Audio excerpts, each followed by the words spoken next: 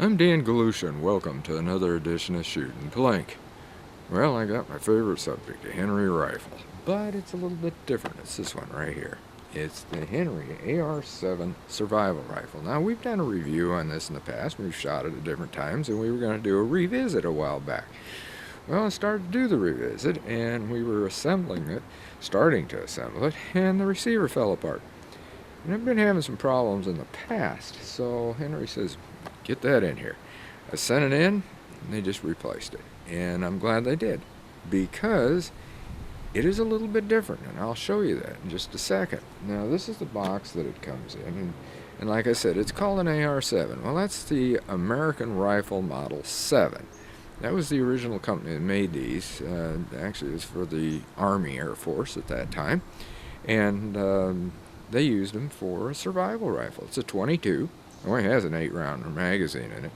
And they built those, and they had a wooden stock, if I remember. And this one isn't. This one has a camo stock, actually. And then in 1991, I think it was, that Henry took over this model.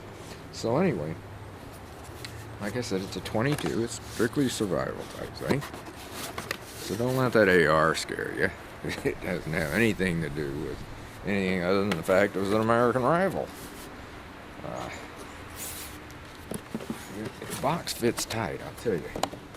Here it is right here. And by the way, that is the display box. If you want something to actually carry it in, you can get something like this. This is a Henry survival case. You can see it's got 2 pockets.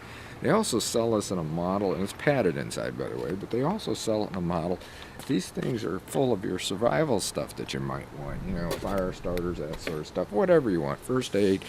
You can do it yourself. That one's an empty one that I can fix up, and as you can tell, it's dirty. I've used it in the past. Well, here is the gun. So what happened to the rest of it? It's all inside of here. And this fits extremely tight, which is good, because say you drop this in some water or something, or it's raining, it's not going to leak. I'll guarantee you that. So let's try to get this off, and I'll show you what's inside. Because this thing, like I said, I had to put it down here to do it. There, it came off. All right, we'll put that there right now. Then we're going to put it back. Now here's what's inside, right there. This right here is your receiver. This up here is the barrel, and then you've got a couple of magazines in there. So take the barrel out and lay that over here. And this is what I was going to show you. Oh, also this camo. I think that's different than what was in there before. I really think it's a different camo, and I like it better. They got more than one color. They got a solid black if you want that too. But I wanted a camo one, and that's what I got. And when they replaced it, it really does look different than the last one I had. And I like this one better, to tell you the truth. Now here's what I was going to show you. See this orange here? Okay, that's what they put on the front sight before. I didn't really care for that, and I had mentioned it to them. Well, by golly, they now have a black sight on there. But something else that I did, and I'll lay this down here. Right there. See the white dot? Well, those of you that follow Shooting Plink know that I put a white dot on if there's no white dot, because it makes it easier to see, especially with this. It's got a peep sight on it, and it's got a peep sight that you can adjust. Just 2 adjustments. It doesn't have the regular aperture like your Skinner sights peep sight has, where you can change them with a lot of them out, like 5 of them. No, you just got 2 of them, and I'll show you here in a second. This is the receiver. There it is, right there. And of course, like I said, the magazines. Now what we're going to do, and I'm going to go ahead, I'm going to remove one of these. I'm going to set this down. Remove one of the magazines, because I am going to show you how that loads in there in a bit. And we're going to put this on right now. Why am I going to put it on right now? Because we're going to have it on there anyway to make the whole rifle. And it might fit a little bit easier. I got to put it down here again. There, you can probably hear that pop. Okay, now it's ready to go for shooting. But not completely, because we got to get it together. And you notice this little hole right down here? Right in there? Okay, that's what matches up with this bolt that you can see here that's in there.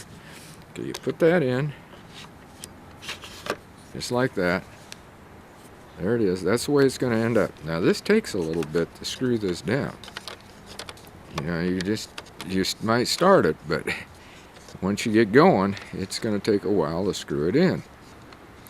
And that's good, because that means this thing's going to be good and solid for shooting, because you don't want a gun that's going to be loose. And now, once we get this together, as I said, I can feel this tightening up. Here, see how it's still loose? Okay, you wouldn't want that loose. You want something that's going to re-tighten it down. There we are. Okay, now it's tight. Now we have to put the barrel.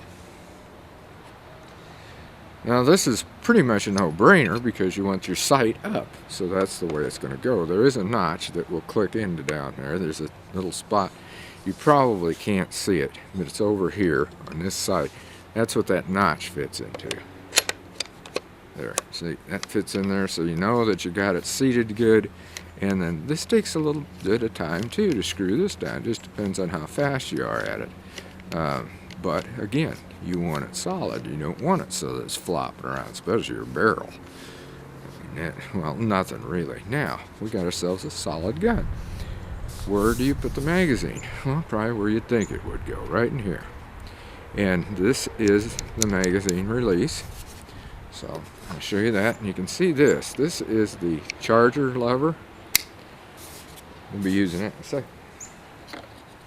We're not going to shoot this today, but here it is, just like this. You slide that in there, and it clicks in, just like that. No, I mean, very, very easy. Push that forward, falls right out. You see that lever go forward? Okay. Put it in there. That's very, very easy. And that's nice because you can inject it.